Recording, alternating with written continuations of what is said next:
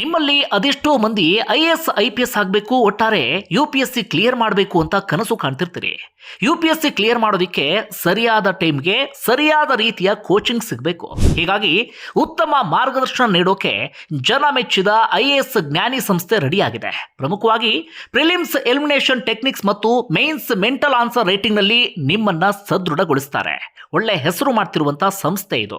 ಈಗಲೇ ಈ ವಿಳಾಸದ ಮೂಲಕ ಅವರನ್ನ ಭೇಟಿಯಾಗಬಹುದು ಅಥವಾ ಈ ಕೆಳಗಿನ ನಂಬರ್ಗೆ ಕಾಲ್ ಮಾಡಬಹುದು.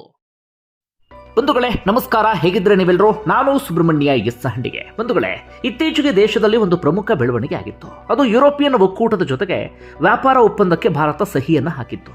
ಯುರೋಪಿಯನ್ ಒಕ್ಕೂಟದಲ್ಲಿ 27 ದೇಶಗಳಿವೆ. ಆ 27 ದೇಶಗಳ ನಡುವೆಯೂ ಕೂಡ ಈ ಒಪ್ಪಂದವನ್ನ ಮಾಡಿಕೊಳ್ಳಲಾಗಿತ್ತು. ಇದು ಭಾರತಕ್ಕೆ ನಾನಾ ರೀತಿಯಲ್ಲಿ ಸಹಕಾರಿಯಾಗುತ್ತೆ. ಪ್ರಮುಖವಾಗಿ ಡೊನಾಲ್ಡ್ ಟ್ರಂಪ್ ಹುಚ್ಚಾಟ ನಿಮ್ಮೆಲ್ಲರಿಗೂ ಕೂಡ ಬಹಳ ಚೆನ್ನಾಗಿ ಗೊತ್ತಿದೆ. ಭಾರತಕ್ಕೆ ಇದ್ದಂಥ ಅತಿ ದೊಡ್ಡ ಮಾರುಕಟ್ಟೆ ಅಂದರೆ ಅದು ಅಮೆರಿಕ.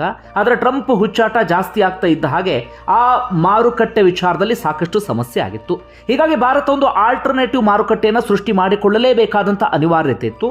ಆಗ ಭಾರತ ಹೋಗಿದ್ದು ಯುರೋಪಿಯನ್ ಒಕ್ಕೂಟದ ಕಡೆಗೆ. ಸಾಕಷ್ಟು ವರ್ಷಗಳಿಂದ ಯುರೋಪಿಯನ್ ಒಕ್ಕೂಟದ ಜೊತೆಗೆ ಒಪ್ಪಂದಕ್ಕೆ ಸಂಬಂಧಪಟ್ಟ ಹಾಗೆ ಚರ್ಚೆ ಆಗ್ತಾ ಇತ್ತು. ಹೆಚ್ಚು ಕಡಿಮೆ 2007ರಿಂದಲೂ ಕೂಡ. ಅದರ ಅಂತಿಮವಾಗಿ ಈಗ ಅದು ಸಹಕಾರಿ ಆಗಿದೆ.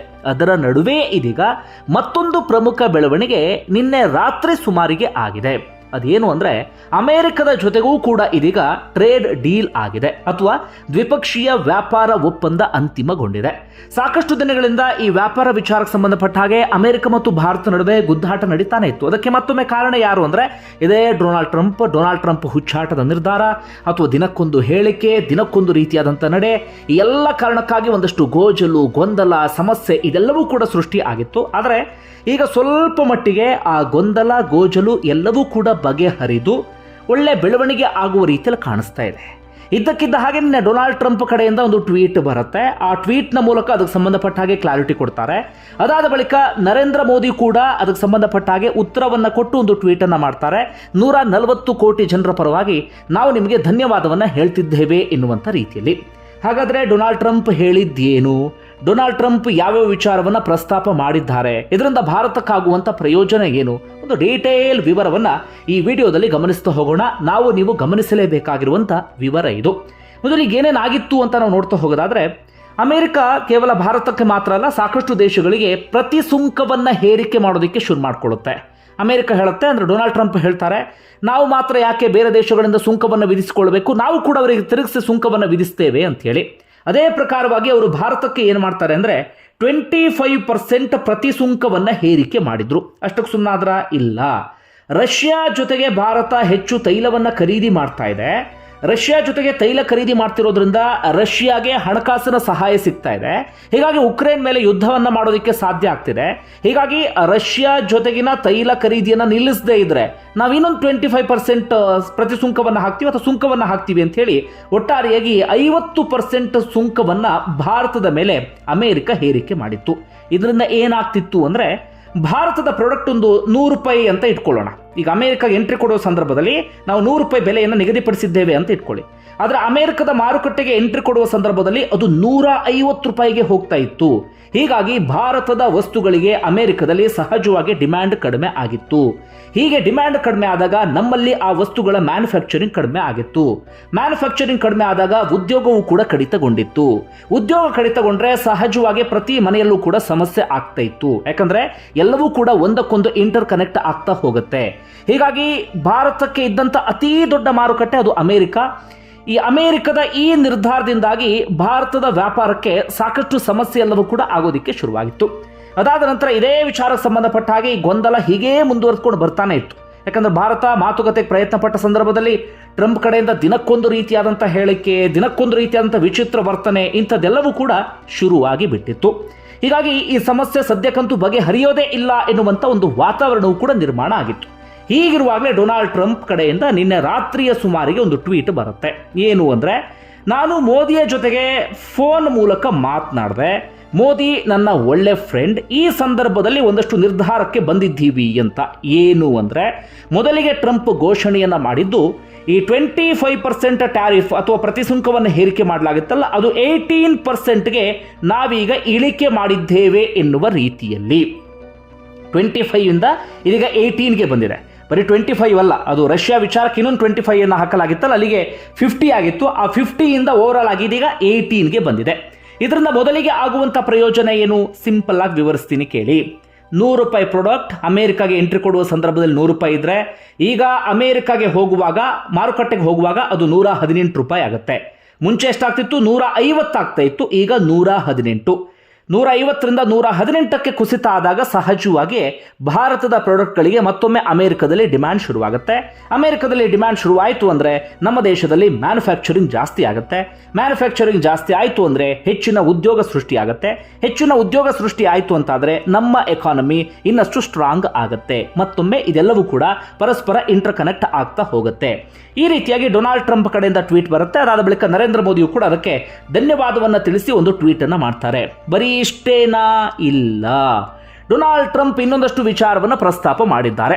ಇದನ್ನ ಷರತ್ತು ಅನ್ನಬೇಕಾ ಅಥವಾ ಏನನ್ನಬೇಕು ಅನ್ನೋದು ಗೊತ್ತಿಲ್ಲ. ಯಾಕಂದ್ರೆ ಟ್ರಂಪ್ ಎಷ್ಟು ಸುಲಭಕ್ಕೆಲ್ಲದಕ್ಕೂ ಕೂಡ ಒಪ್ಕೊಳ್ಳೋದಿಲ್ಲ. ಈಗ ಟ್ರಂಪ್ ಏನೇನು ಹೇಳ್ತಿದ್ದಾರೆ, ಪ್ರಮುಖವಾಗಿ ಭಾರತ ರಷ್ಯಾದಿಂದ ತೈಲ ಖರೀದಿಯನ್ನು ಸಂಪೂರ್ಣ ನಿಲ್ಲಿಸ್ತಾ ಇದೆ. ಭಾರತ ಅದರ ಬದಲಾಗಿ ಅಮೆರಿಕದಿಂದ ಹೆಚ್ಚುವರಿ ತೈಲವನ್ನು ಖರೀದಿ ಮಾಡ್ತಾ ಇದೆ. ಈಗಾಗಲೇ ಅಮೆರಿಕದ ಸುಪರ್ದಿಯಲ್ಲಿ ಇರುವಂಥ ವೆನಿಜುವೆಲಾ ಏನಿದೆ, ವೆನಿಜುವೆಲಾಯಿಂದಲೂ ಕೂಡ ಭಾರತ ಹೆಚ್ಚುವರಿ ತೈಲವನ್ನು ಖರೀದಿ ಮಾಡ್ತಾ ಇದೆ ಎನ್ನುವ ರೀತಿಯಲ್ಲಿ ಇದೀಗ ಟ್ರಂಪ್ ಹೇಳ್ತಾ ಇದ್ದಾರೆ. ಅಂದರೆ ರಷ್ಯಾದಿಂದ ತೈಲ ಖರೀದಿಯನ್ನು ಭಾರತ ಈಗಾಗಲೇ ಹಂತ ಹಂತವಾಗಿ ಕಡಿಮೆ ಮಾಡ್ಕೊಂಡು ಬಂದಿತ್ತು. ಡೊನಾಲ್ಡ್ ಟ್ರಂಪ್ ಹೇಳಿದ ಕಾರಣಕ್ಕಾಗಿ ಅಥವಾ ಅಮೆರಿಕ ಆ ರೀತಿಯ ಬೆದರಿಕೆಯನ್ನು ಹಾಕಿದ ಕಾರಣಕ್ಕಾಗಿ. ಅದರ ಬೆನ್ನಲ್ಲೇ ಇದೀಗ ಡೊನಾಲ್ಡ್ ಟ್ರಂಪ್ ಹೇಳ್ತಿದ್ದಾರೆ, ರಷ್ಯಾದಿಂದ ಸಂಪೂರ್ಣವಾಗಿ ಖರೀದಿಯನ್ನು ಭಾರತ ಬಂದ್ ಮಾಡ್ತಾ ಇದೆ. ಈ ಮೂಲಕ ರಷ್ಯಾ ಉಕ್ರೇನ್ ಯುದ್ಧ ನಿಲುಗಡೆಗೆ ಭಾರತ ಜೊತೆ ನಿಲ್ತಾ ಇದೆ ಅಥವಾ ಸಹಾಯವನ್ನ ಮಾಡ್ತಿದೆ ಎನ್ನುವ ರೀತಿಯಲ್ಲಿ ಹೇಳ್ತಿದ್ದಾರೆ. ಅದರ ಬದಲಾಗಿ ಅಮೆರಿಕದಿಂದ ಹಾಗೆ ವೆನಿಜುವೆಲಾದಿಂದ ಭಾರತ ಖರೀದಿ ಮಾಡ್ತಿದೆ ಎನ್ನುವ ರೀತಿಯಲ್ಲಿ ಡೊನಾಲ್ಡ್ ಟ್ರಂಪ್ ಹೇಳಿದ್ದಾರೆ. ಒಂದು ರೀತಿಯಲ್ಲಿ ಏಕಪಕ್ಷೀಯವಾದಂಥ ಟ್ವೀಟ್ ಅಂತೀವಲ್ಲ, ಆ ರೀತಿಯಾದಂಥ ಮಾತು ಬಂದಿದೆ. ಭಾರತದ ಒಪ್ಪಿಗೆ ಕೊಟ್ಟಿದೆಯಾ ಗೊತ್ತಿಲ್ಲ, ಅದಕ್ಕೆ ಸಂಬಂಧಪಟ್ಟ ಹಾಗೆ ಕ್ಲಾರಿಟಿ ಸಿಕ್ಕಿಲ್ಲ. ಬಹುತೇಕ ಇವತ್ತು ಸಂಸತ್ತಲ್ಲಿ ಆ ವಿಚಾರ ಪ್ರಸ್ತಾಪ ಆಗಬಹುದು, ಆಗ ಒಂದಷ್ಟು ಉತ್ತರಗಳೆಲ್ಲವೂ ಕೂಡ ಬರುವಂಥ ಸಾಧ್ಯತೆ ಇದೆ. ಇದು ಮಾತ್ರನಾ? ಅಲ್ಲ, ಮುಂದುವರೆದು ಏನು, ಹೆಚ್ಚು ಉತ್ಪನ್ನ ಖರೀದಿ ಅಂದರೆ $500 ಬಿಲಿಯನ್ ವರ್ತ್ ಇರುವಂಥ ಉತ್ಪನ್ನವನ್ನು ಭಾರತ ಅಮೇರಿಕದಿಂದ ಖರೀದಿ ಮಾಡುತ್ತೆ ಅಂತ. ಅಂದರೆ ಅಮೇರಿಕದ ಸಾಕಷ್ಟು ಪ್ರಾಡಕ್ಟ್ಗಳು ಇದೀಗ ಭಾರತಕ್ಕೂ ಕೂಡ ಎಂಟ್ರಿ ಕೊಡುತ್ತವೆ ಎನ್ನುವ ರೀತಿಯಲ್ಲಿ ಡೊನಾಲ್ಡ್ ಟ್ರಂಪ್ ಹೇಳಿದ್ದಾರೆ. ಅಷ್ಟಕ್ಕೆ ಸುಮ್ಮನಾದ್ರ? ಇಲ್ಲ, ಭಾರತ ಆಮದು ಸುಂಕವನ್ನ ಏನು ವಿಧಿಸ್ತಾ ಇದೆ ಅಮೇರಿಕಾಗೆ, ಆ ಆಮದು ಸುಂಕಗಳು ಹಂತ ಹಂತವಾಗಿ ಝೀರೋಗೆ ಬಂದು ತಲುಪುತ್ತೆ, ಶೂನ್ಯ. ಉದಾಹರಣೆಗೆ ಅಮೆರಿಕದಿಂದ ಯಾವುದೋ ಒಂದು ಪ್ರಾಡಕ್ಟ್ ಭಾರತಕ್ಕೆ ಎಂಟ್ರಿ ಕೊಡುವ ಸಂದರ್ಭದಲ್ಲಿ $100 ಇದ್ರೆ, ಭಾರತ ಮಾರುಕಟ್ಟೆಗೆ ಬರುವಂಥ ಸಂದರ್ಭದಲ್ಲೂ ಕೂಡ $100 ಇರುತ್ತೆ ಎನ್ನುವ ರೀತಿಯಲ್ಲಿ ಇದೀಗ ಡೊನಾಲ್ಡ್ ಟ್ರಂಪ್ ಹೇಳ್ತಿದ್ದಾರೆ. ಇದರ ಎಫೆಕ್ಟ್ ಏನೇನಾಗುತ್ತೆ ಅಂದರೆ ಭಾರತದಲ್ಲಿ ಮ್ಯಾನುಫ್ಯಾಕ್ಚರ್ ಆಗಿರುವಂಥ ಒಂದಷ್ಟು ಪ್ರಾಡಕ್ಟ್ಗಳು ಇರ್ತವೆ ಅಂತ ಇಟ್ಕೊಳ್ಳಿ.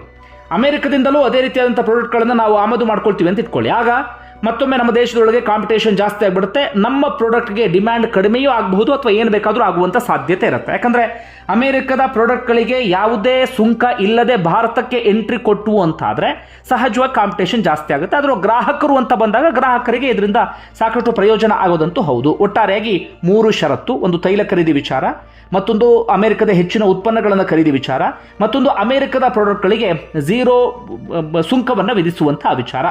ಇದಕ್ಕೆ ನಾನು ಆಗಲೇ ಹೇಳಿದ ಹಾಗೆ ಭಾರತ ಏನಾದರೂ ಸ್ಪಷ್ಟನೆ ಕೊಟ್ಟಿದೆಯಾ? ಇಲ್ಲ, ಇಲ್ಲಿವರೆಗೆ ಯಾವುದೇ ಸ್ಪಷ್ಟನೆ ಬಂದಿಲ್ಲ. ನರೇಂದ್ರ ಮೋದಿ ಕಡೆಯಿಂದ ಬಂದಿರುವಂಥ ಟ್ವೀಟ್ ಏನಪ್ಪ ಅಂದರೆ, ನಾವು ಧನ್ಯವಾದವನ್ನು ತಿಳಿಸ್ತೇವೆ ಎನ್ನುವಂಥ ರೀತಿಯಲ್ಲಿ ಮಾತ್ರ. ಆದರೆ ಇದಕ್ಕೆ ಸಂಬಂಧಪಟ್ಟ ಹಾಗೆ ಇನ್ನಷ್ಟು ಕ್ಲಾರಿಟಿ ಸಿಗಬೇಕಾಗಿದೆ. ಅಂದರೆ ಭಾರತ ಏನು ಒಪ್ಕೊಂಡಿದೆಯಾ, ಏನು ಕತೆ ಎನ್ನುವ ರೀತಿಯಲ್ಲಿ. ಇನ್ನು ಭಾರತದ ಜೊತೆಗಿನ ವ್ಯಾಪಾರದಲ್ಲಿ ಪೈಪೋಟಿ ನಡೆಸುವಂಥ ದೇಶಗಳಿಗೆ ಎಷ್ಟು ಟ್ಯಾರಿಫ್ ವಿಧಿಸ್ತಾ ಇದೆ ಅನ್ನೋದನ್ನು ನಾವು ಗಮನಿಸ್ತಾ ಹೋಗೋದಾದರೆ, ಚೀನಾ ಮೇಲೆ 37%, ಬ್ರೆಜಿಲ್ ಮೇಲೆ 50%, ಸೌತ್ ಆಫ್ರಿಕಾ ಮೇಲೆ 30%, ಮಯನ್ಮಾರ್ ಮೇಲೆ 40%, ಲಾವೋಸ್ ಮೇಲೆ 40%. ಇದೊಂದು ರೀತಿಯಲ್ಲಿ ಭಾರತಕ್ಕೆ ಹೆಲ್ಪ್ ಆಗುತ್ತೆ. ಹಾಗೆ ಭಾರತದ ಅಕ್ಕಪಕ್ಕದ ಒಂದಷ್ಟು ದೇಶಗಳು ಗಮನಿಸ್ತಾ ಹೋಗೋದಾದರೆ, ಬಾಂಗ್ಲಾದೇಶದ ಮೇಲೆ 20%, ವಿಯೆಟ್ನಾಂ ಮೇಲೆ 20%, ಮಲೇಷಿಯಾ ಮೇಲೆ 19%, ಕಾಂಬೋಡಿಯಾ ಮೇಲೆ 19%, ಥೈಲ್ಯಾಂಡ್ ಮೇಲೆ 19%, ಪಾಕಿಸ್ತಾನಕ್ಕೆ 19%. ಅಂದರೆ ಆ ಎಲ್ಲ ದೇಶಗಳಿಗೆ ಹೋಲಿಕೆಯನ್ನು ಮಾಡಿಕೊಂಡ್ರೆ ಭಾರತಕ್ಕೆ ಸ್ವಲ್ಪ ಕಡಿಮೆ.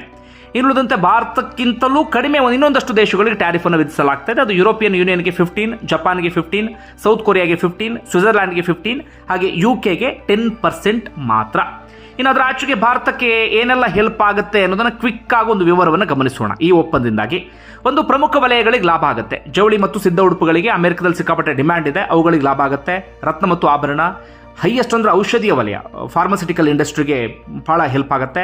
ಹಾಗೆ IT ವಲಯಕ್ಕೆ, ಮಾಹಿತಿ ತಂತ್ರಜ್ಞಾನಕ್ಕೆ ಇನ್ನು ಸಹಜವಾಗಿ ಉದ್ಯೋಗ ಸೃಷ್ಟಿ ಸ್ವಲ್ಪ ಜಾಸ್ತಿ ಆಗುತ್ತೆ. ಹಾಗೆ ವಿದೇಶಿ ವಿನಿಮಯ ಮೀಸಲು ವಿಚಾರ ಅಂತ ಬಂದಾಗ ರೂಪಾಯಿ ಏನಷ್ಟು ಸ್ಟ್ರೆಂತ್ ಆಗ್ತಾ ಹೋಗುತ್ತೆ. ಮೇಕ್ ಇನ್ ಇಂಡಿಯಾ ಅಭಿಯಾನಕ್ಕೆ ಇನ್ನೊಂದಷ್ಟು ಬಲ ಸಿಕ್ಕಂತಾಗುತ್ತೆ. ಒಟ್ಟಾರೆ ಬಂಧುಗಳೇ, ನಿಮ್ಗೆ ಏನಿಸ್ತು ಕಮೆಂಟ್ ಬಾಕ್ಸಲ್ಲಿ ಮೆನ್ಷನ್ ಮಾಡಿ. ಧನ್ಯವಾದ ವಿಡಿಯೋ ನೋಡಿದ್ದಕ್ಕಾಗಿ.